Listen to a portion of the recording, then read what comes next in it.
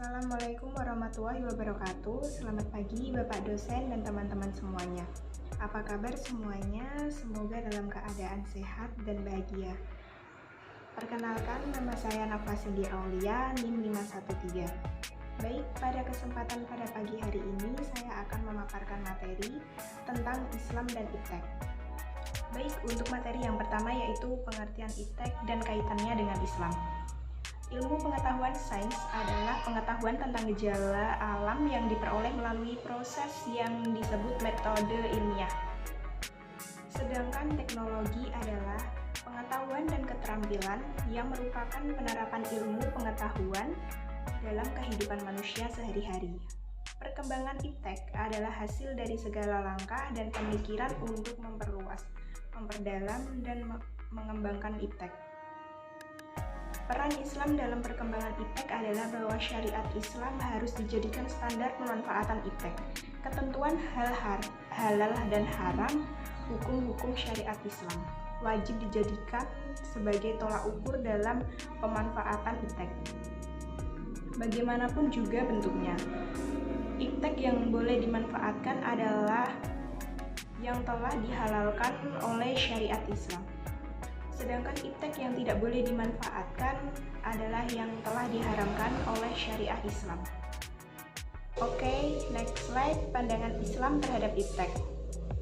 Dalam pandangan Islam, iptek itu bersifat tidak bebas nilai, yaitu harus disesuaikan dengan nilai-nilai ajaran Islam. Iptek merupakan hasil olah pikir dan rasa manusia, karenanya harus dikembangkan sesuai dengan perkembangan akal budi manusia. Perkembangan iptek merupakan bagian dari pelaksanaan kewajiban manusia sebagai makhluk Allah Subhanahu wa Ta'ala yang berakal. Iptek merupakan pedoman dan sarana bagi manusia dalam melaksanakan tugasnya sebagai hamba dan khalifah Allah agar kualitas ibadah dan kesejahteraannya meningkat. Islam sangat mendorong perkembangan iptek, terbukti dengan banyaknya ayat Al-Quran atau hadis Nabi yang memerintahkan untuk memperhatikan penciptaan atau keberadaan alam semesta. Bahkan ayat yang pertama adalah perintah untuk membaca dalam artian luas, bukan perintah tentang ibadah ritual. Oke, next slide. Ada 4 alasan integrasi pendidikan intek dan iptek. Oke, yang pertama yaitu sebagaimana telah ditemukan, iptek akan memberikan berkah dan manfaat yang sangat besar bagi kesejahteraan hidup umat manusia bila iptek disertai oleh asas iman dan takwa kepada Allah Subhanahu wa Ta'ala. Sebaliknya, tanpa asas intek dan iptek bisa disalahgunakan pada tujuan-tujuan yang bersifat destruktif. Iptek dapat mengancam nilai-nilai kemanusiaan. Yang kedua, pada kenyataannya, iptek yang menjadi dasar modernisme telah menimbulkan pola dan gaya hidup baru yang bersifat sekularistik, materialistik, dan hedonistik yang sangat berlawanan dengan nilai-nilai budaya dan agama yang dianut oleh bangsa kita. Yang ketiga, dalam hidupnya manusia tidak hanya memerlukan sepotong roti, kebutuhan jasmani, tetapi juga membutuhkan intek dan nilai-nilai surgawi, kebutuhan spiritual. Oleh karena itu, penekanan pada salah satunya hanya akan menyebabkan kehidupan menjadi berat sebelah dan menyalahi nikmat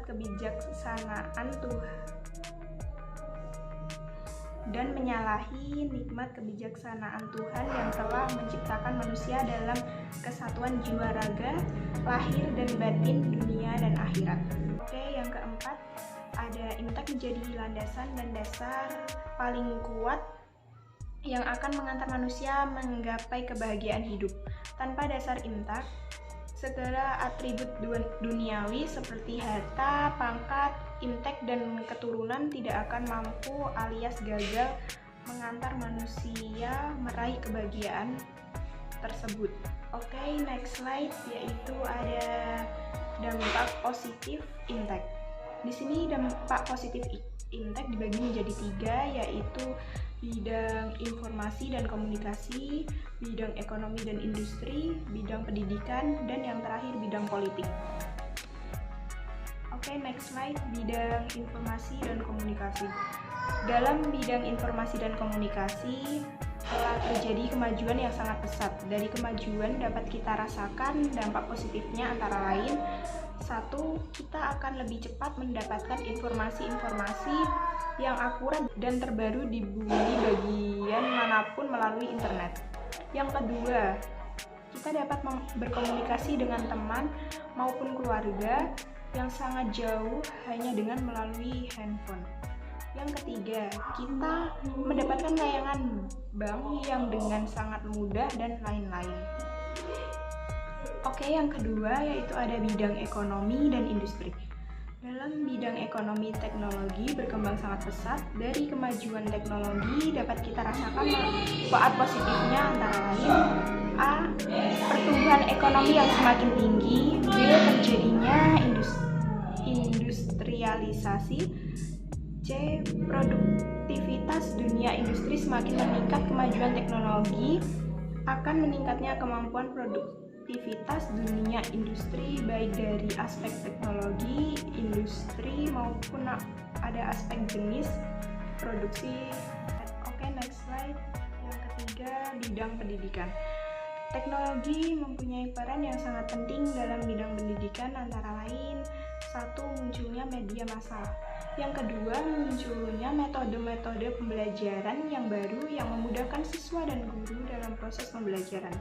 Yang ketiga, sistem pembelajaran tidak harus melalui tatap muka. Dengan kemajuan teknologi, proses pembelajaran tidak harus mempertemukan siswa dengan guru, tetapi bisa juga menggunakan jasa pos, internet, dan lain-lain. Yang keempat, di sini ada bidang politik. Bidang politik